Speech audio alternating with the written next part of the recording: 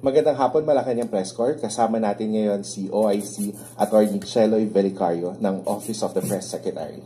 Ma'am. Magandang hapon, Malacanayang Press Corps. Simula ngayong araw ay may bago tayong makakasama sa bawat briefing na gagawin dito sa press working area. Siya ang magiging tagapaghatid ng balita at impormasyon tungkol sa mga gawain at proyekto ni Pangulong Ferdinand Romualdez Marcos Jr. Hindi na siya bago sa industriya dahil dati na rin siyang naging reporter na na-assign din sa Malacanayang. Minsan na rin siyang kinilala bilang Goodwill Ambassador ng UNICEF. Isang karangalan na makasama namin sa Office of the Press Secretary ang isa sa mga lumalaban para sa karapatan ng mga kababaihan, kabataan at ng kalikasan. Nagtapos ng kursong Fine Art, History mula sa University of Toronto sa Canada at kasalukuyang naka-enroll para sa Advanced Certificate for Environmental Management. Ipinakikilala namin sa inyo ang bagong Malacanayang press briefer, si Binibining DAPHNE Osena Paez.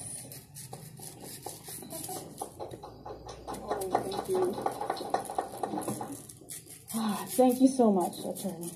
Magandang hapon, Malacanayang Press Corps. Thank you for the kind introduction, Attorney Cheloy, ang ating OIC. Thank you, MPC, for the welcome. Gaya ng sinabi ni Attorney Cheloy, noon ay dyan ako sa opposite side. So, hindi bago sa akin ito. It's although iba na yung panahon ngayon, I look forward to doing this weekly updates with you. I will be the one who will be regularly your source for updates from the palace. I look forward to working with all of you, of course, in a harmonious and collegial manner, kasi I am also one of you. I'm very honored to be communicating the message and programs of this administration, of course, in an accurate and effective way, and I will do my best. It is my first time to work directly for government, and today, of course, is my first day. It happened to be a cabinet meeting day. So I'm here to share with you some details of the cabinet meeting earlier, which, by the way, is the last meeting for this year. In the 13th cabinet meeting, the secretaries presented to President Ferdinand R. Marcos Jr. the key accomplishments of their respective agencies from July to December, and their programs, of course, for 2023. Sa cabinet meeting kanina, 11 lang na mga kalihim ang nakapag-present ng kanilang accomplishments at programs dahil kinulang na ang oras. Ang mga nakapag-present kanina ay ang Department of Finance, National Economic and Development Authority or NEDA, Department of Budget and Management, Department of Trade and Industry, Department of Tourism, Department of Information and Communications Technology, Department of Public Works and Highways, Department of Transportation, Department of Human Settlements and Urban Development, Department of Foreign Affairs, and the Department of National Defense. Yung mga hindi nakapag-present ay itutuloy nila yan sa pagbalik nila sa January. Sa loob ng 6 na buwan, nakita na marami nang nagawa ang administrasyon at malawak pa ang mga programa na magpapabuti sa ekonomiya at sa buhay ng mga Pilipino. All the departments are working together to achieve the 8-point socioeconomic agenda of this administration. At dahil aprobado na ang SIMCARD registration law, kung saan magsisimula na ang registration sa December 27th, inimbitahan natin si DICT Secretary Ivan Uy para sa kanilang paghanda para rito. Ibabahagi rin niya ang iba pang importanteng programa ng DICT sa susunod na taon. Ladies and gentlemen, Secretary Ivan Uy.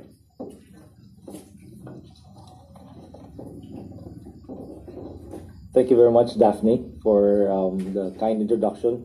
Well, kanina sa cabinet meeting ay nakapag-present ang DICT ng aming mga accomplishment for the last 6 months, and also our programs for this coming 2023. At most of them, most of the discussions dealt with the primary mandates of the department under the direction of the president when he spoke at the SONA. So first, we've been addressing connectivity, and for this year, we have connected many remote islands, all over the country.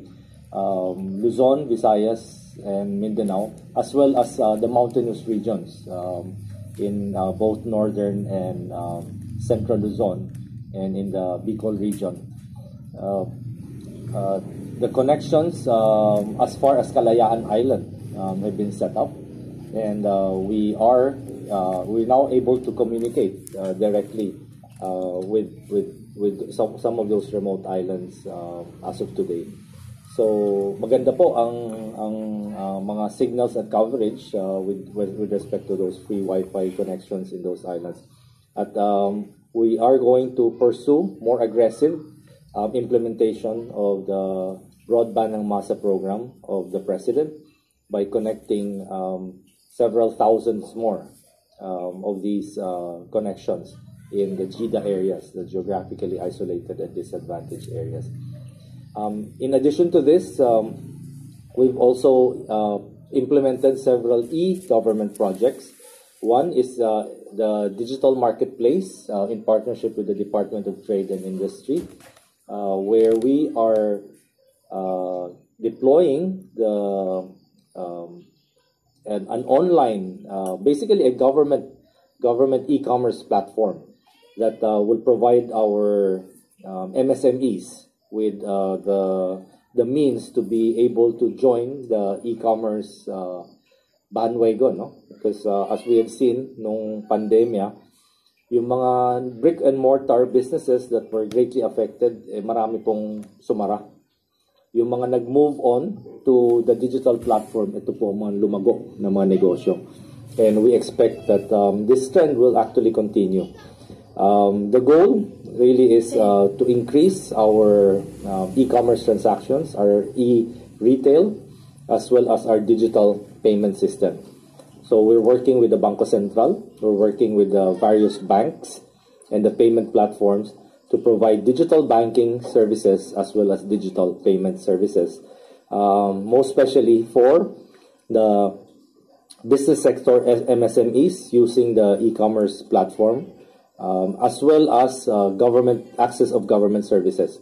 So to segue to that, we've also deployed our e-LGU program, which is a white label program that computerizes the different functionalities of the local government units. Business permits and licensing, clearances, payment of amilyar, and many others. No? So all of these, in the past, bawat local government has to handle it by themselves. At medyo nagkakaroon ng maraming issues dahil iba-iba yung mga developers, iba-iba yung mga sistema, at iba-iba yung mga data standards. So ngayon, dahil ginawa natin itong libre at white label, binibigyan na lang namin ito sa LGUs upang magamit nila at hindi na sila mag-aaksaya ng panahon at ng oras at panahon at ng pera upang to redo, no, or to reinvent the wheel, so to speak. At white label ito, so the local government officials, the mayors, the governors, can just add on to the front page whatever they would like to incorporate in that e-LGU program.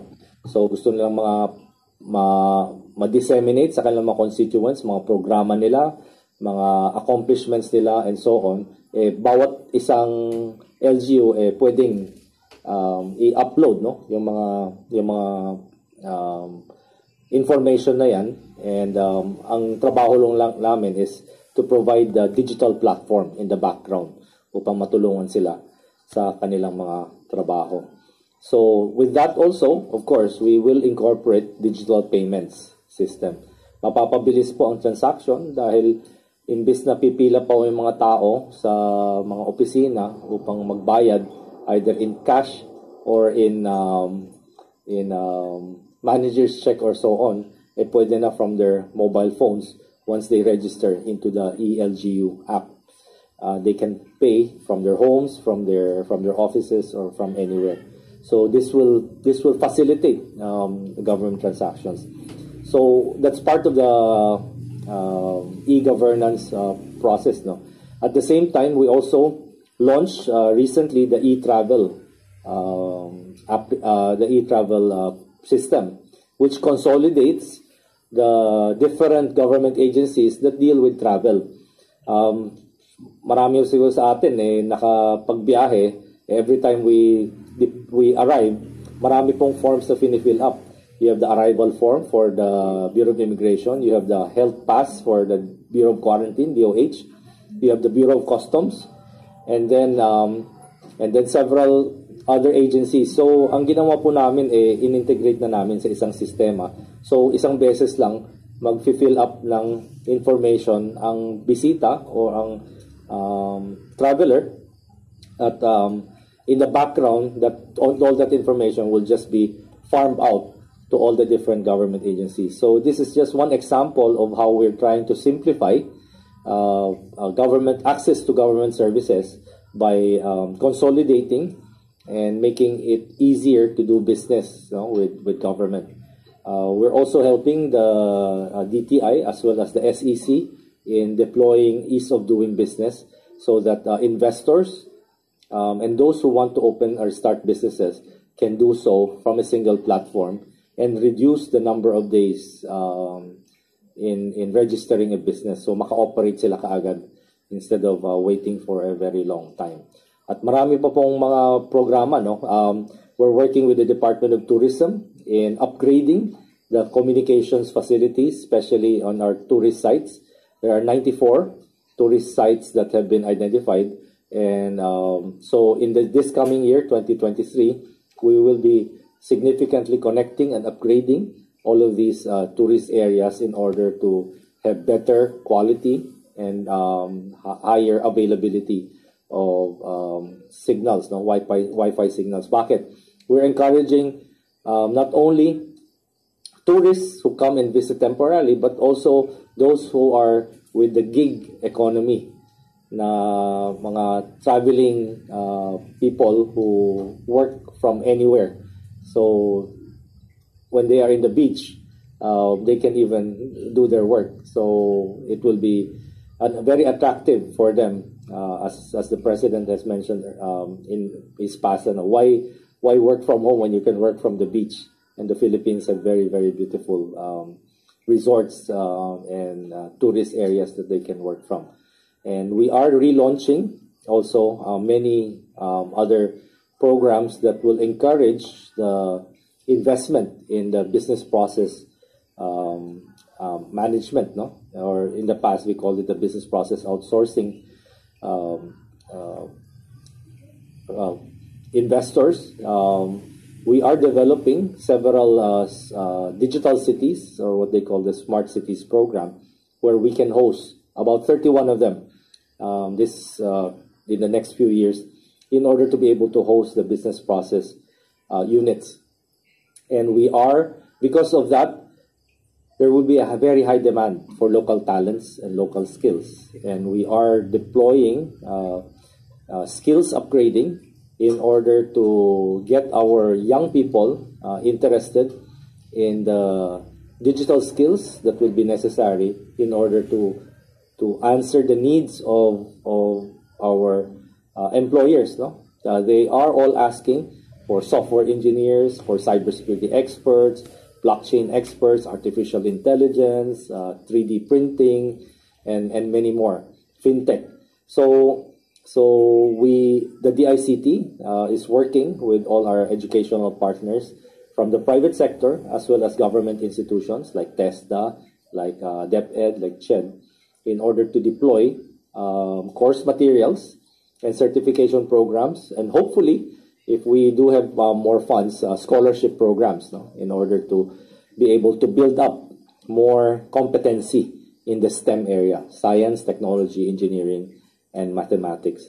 That is the jobs on demand currently worldwide. In my recent travels, one country has asked me, they need 100,000 software engineers. Can the Philippines supply them? Sabi namin, medyo that will be challenging, 100,000 software engineers. And then they tell me, if they go to China or they go to India, napakadali daw nila makakuha ng ganon. So, dapat makahabol tayo, no? We need to build up those competencies. Currently, there are 3 million job vacancies in the world for cybersecurity experts. 3 million. And all of these countries are looking at sourcing those talents. And Philippines is actually one of the first areas that they look at dahil magagaling daw tayong mga hackers. I think back in the year 2000, we landed in the world stage, no, with our I Love You virus. So the Filipinos are well known as early technology adopters. If you would recall, nung naunang lumabas ang cellphone at may text message, Pilipino po ang naging text capital ng buong mundo.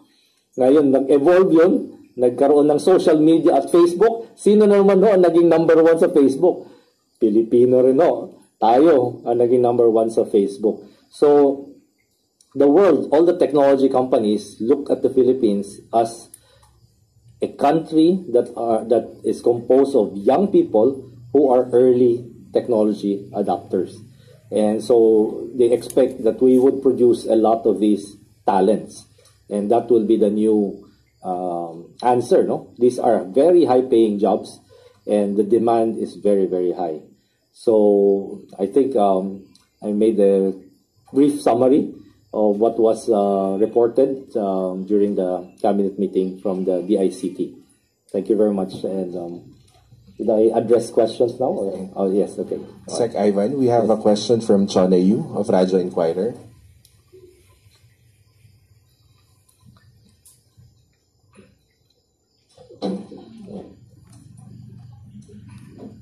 Sir, sabi mo nga. Sir, sabi mo nga, magagaling yung mga Pilipino sa cybersecurity. Sir,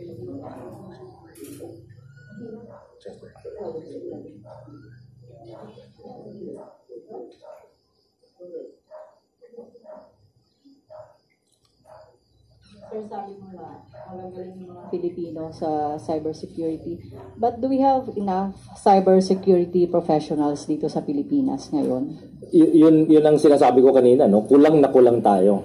At actually, when we talk about like certified cybersecurity experts, we call the CISSP, no? Certified. We only have about 200 of them in the country, compared to Singapore that has, I think, about 3,000.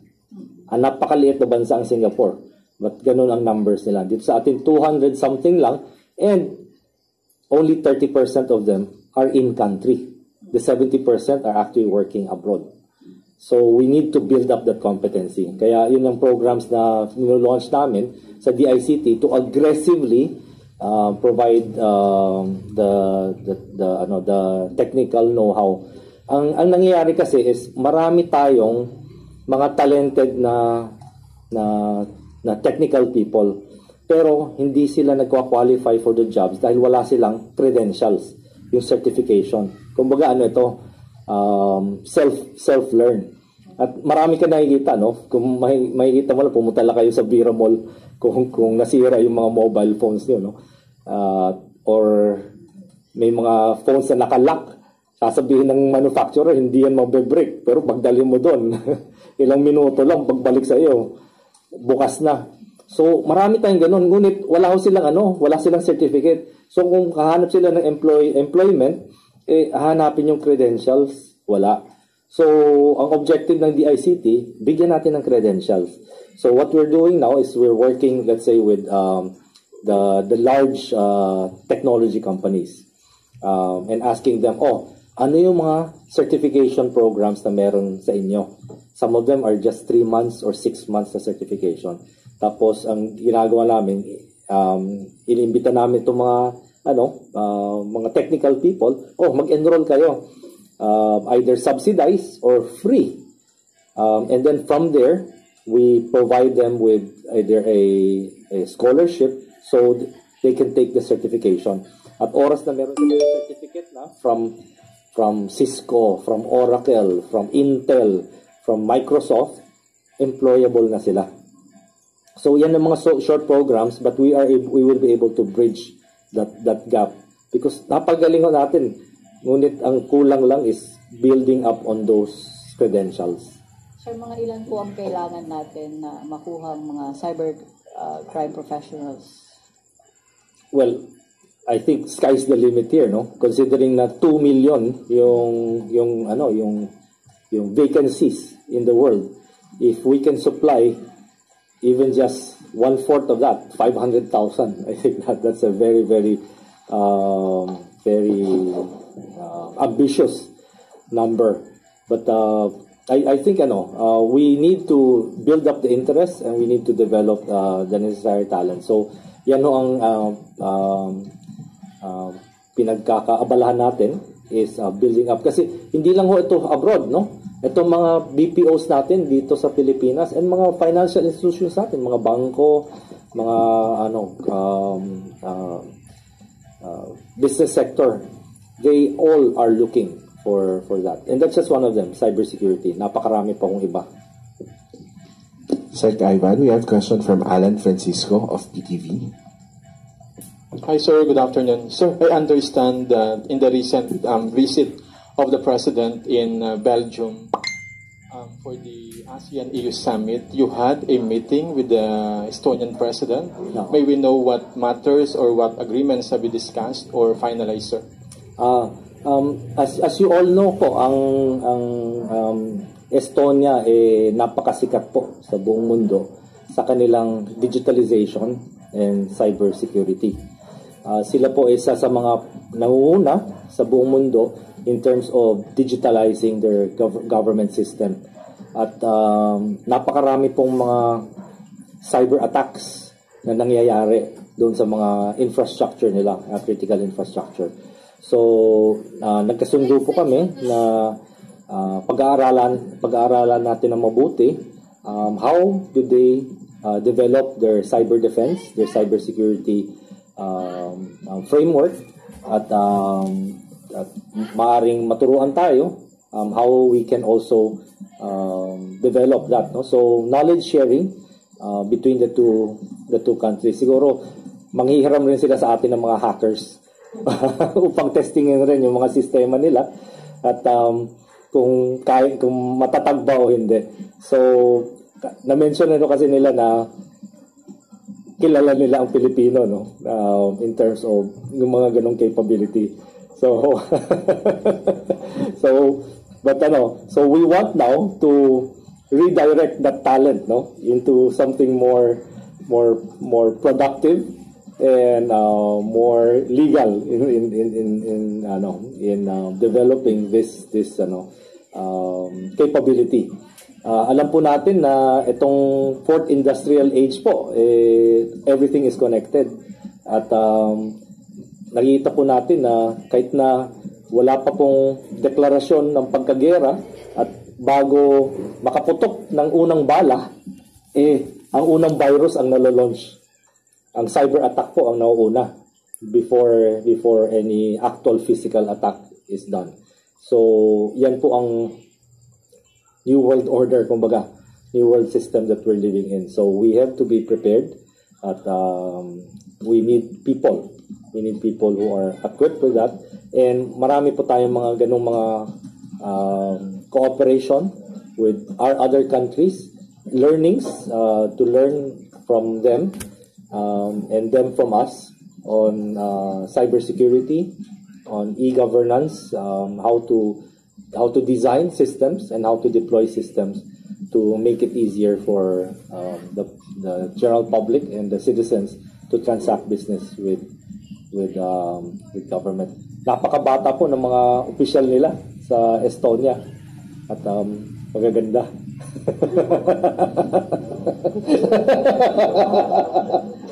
Although nakaka-inspire dahil when we discuss with them, marami po silang alam tungkol sa Pilipinas. Iniisip po natin na napakalayong lugar, no? Napakaliit na bansa sa Europa. At nung nagkikwento sila, they speak very highly of Filipinos and the Filipino talent, which we have, our professionalism, our competence, and of course, in Europe, we are famous for providing a lot of our nurses and caregivers and teachers. At doon po, marami po sa kanila, not just Estonia, nagsasabi nga na ang mga nag-alaga sa kanila nung nagkasakit sila sa ospital, ang mga nurses po natin, especially, parating special mention po yan, na iba ang pagmamahal at pag-aalaga ng mga Filipino nurses natin abroad. Kaya ito po ay isang highly in demand rin na profession, no? All over the world. Thank you po. Sec, one more question from Job Manahan of ABS-CBN Online.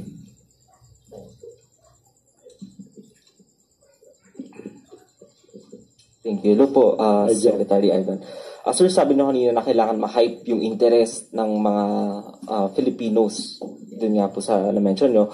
Pero may partnerships po ba ito with other countries? Or may scholarships tayong tinitingnan? Or mas magpo-focus tayo dun sa short programs na na-mention nyo kanina? It will have to be a combination. For the short term, we need to concentrate on the short courses para ma-deploy kaagad natin itong mga kinakailangan agad-agaran. Ngunit for the more long term, we will be working with our educational institutions as well as the government agencies in charge of education, DepEd, CHED, and TESDA, and the state universities in order to develop more courses on this area. Importante po kasi is habang bata pa sila, maturuan na po sila mabuhay po ang interest nila sa mathematics, sa science, sa engineering, sa teknolohiya. At hindi ho na ma-distract sila masyado sa Facebook, sa TikTok, at medyo ma-redirect yung interest nila into that area. And we will be launching some programs on that come 2023. I will not announce it yet, but it will be a very interesting program on building up our STEM capacity even from the school and from the very young age. As soon as we are able to we're ready to deploy the program, we'll have another press conference and I'll break to you the news on how we are going to do those interventions. Thank you very much, Sec. Thank you. Thank you. Ms. Daphne? Thank you so much, Secretary Ivan. I particularly enjoyed your updates from Estonia, and I look forward to all the programs that you have in DICT. Before we close today, maybe we could take one question. Ms. Maricel Halili, TV5. Hi, ma'am. Magandang hapon. Ma'am, may we know what's the exact mandate of a media press briefer, and what exactly is your rank? Should we call you USEC, ASEC? You can just call me Daphne. My role here is to amplify and to communicate the message of President Marcos and the cabinet and the government. And you are my partners in this. I will be here to brief you every Tuesday regularly after cabinet meetings and to express and to represent whatever programs and news items that need to be amplified. I hope that helps. Yeah. Is your role the same as a presidential spokesperson? Because I remember President Bongbong Marcos mentioned before that he will be his own spokesperson. Yes. So what made him change his the president will speak for himself. I'm just here to support the Office of the Press Secretary for now, and I look forward to learning a lot about the programs. As many of you know me from media, I didn't exactly maintain the presidential beat. I was only here for about 6 months. This is where I trained in Malacanayang during FVR's time. But after that, I focused on lifestyle. But during my lifestyle hosting stint, my heart was in public service. I, for 12 years, served the Philippines as a Goodwill Ambassador and a Special Advocate for Children, focusing on maternal health, children's nutrition, and the last one was online sexual abuse of children. So all these issues have been close to me, and to have this opportunity to work at this time with the government and, of course, with the likes of Secretary Uy and the cabinet is very exciting, and it's indeed an honor to, and both a challenge as well for me. So I look forward to the next coming months and the years. Hopefully. Sorry. Sa PMS lang, ma'am, meron na po ba tayong OIC? And is it true that Secretary Angping, Secretary Angping will be appointed as the ambassador to Portugal? At this point, we don't have any updates on that, and as soon as we do, we will address that. Thank you very much for this. Ma'am, another question, ma'am. Thank you so much for this, my first briefing today, and we do have a lot to discuss in the coming weeks. So thank you again, and I guess Merry Christmas. Merry Christmas to all. Thank you. Maraming salamat, Malacanayang Press Corps.